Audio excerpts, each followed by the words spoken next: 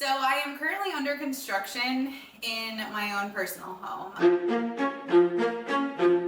This was a $4,000 door.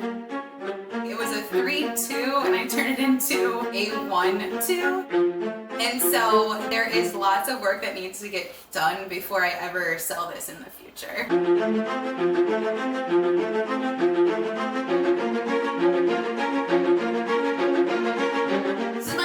DIY project I did. So I took out all 3 bedrooms and added a living, dining, and foyer.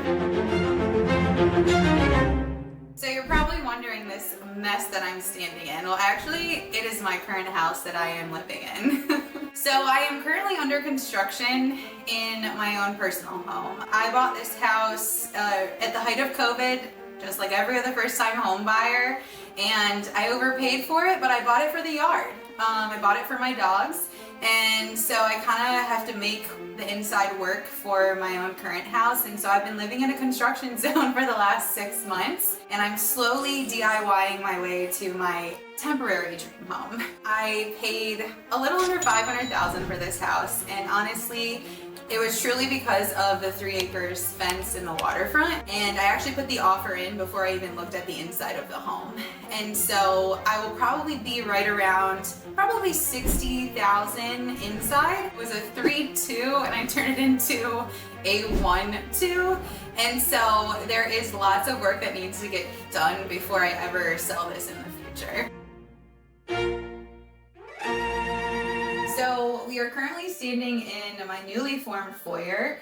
This was a $4,000 door. There is some cleanup that needs to happen. I had anti-scratch mats on this for the dogs.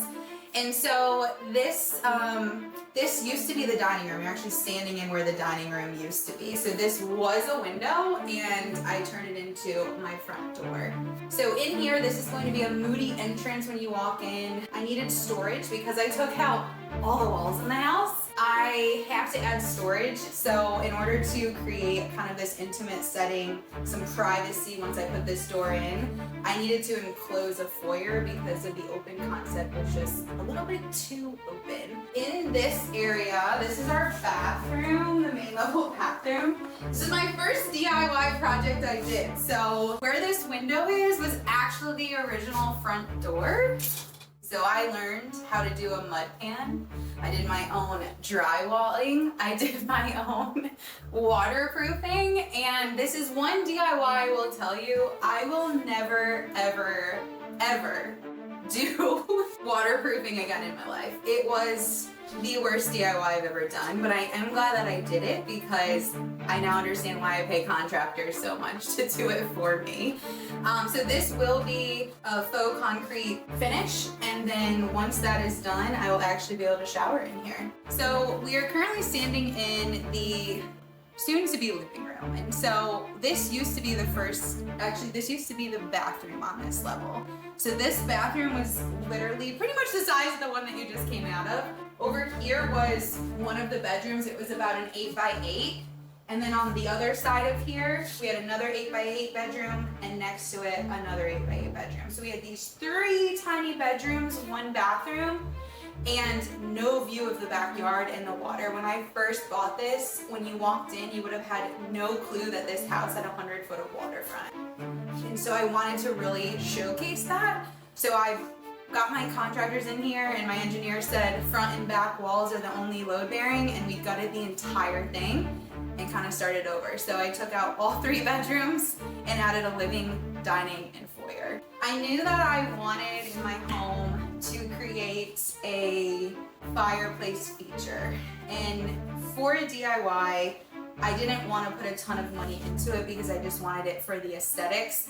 And to be honest, I could care less about the look of a fire. I really just wanted a mantle to decorate for Christmas. I pulled an inspiration picture, and this is kind of what I came up with. And so once this is done, I will have a mantle to decorate from, and a lot of sore muscles after 14 hours of framing this guy up. The flooring is a whole other thing. When it comes to DIY, the thing that I didn't realize is how empowering it is to actually do all the work yourself. And so I cut and laid all of these floors with my brother and myself, and I will also never lay floors again. It was the most tiring workout and experience of my life. So we are currently standing in what is going to be my kitchen. And when I first bought this property, the kitchen started here and it went to the wall. And that was it. It was a really narrow galley kitchen. Over here, this plywood that you see in this shit show that is on here, this is actually the stairs that go into the basement. I have a roommate that lives in the basement, and so that they're two separate entities. This floor kind of stands on itself than the basement. And so what I'm doing here is I'm making a faux island. So I'm actually wrapping the stairs and closing them completely. It'll help with soundproofing from upstairs to downstairs, but it will also allow me to have this really pretty functional island for extra storage, as well as bar seating for guests. So I'm standing in what I call the secret garden, and this was one of my favorite features of the home when I bought it on the exterior, and we'll show you why here in a second. But the previous owners left their furniture and everything. There's a fire pit, oven area, and I just want to kind of enclose this, add a little bit of like a gazebo type of effect, and just create this amazing space to entertain family and friends with candlelight dinners and cookouts. And it's just going to be a really intimate setting for fall and spring nights, and I'm really excited to showcase what this is going to be when it's all done.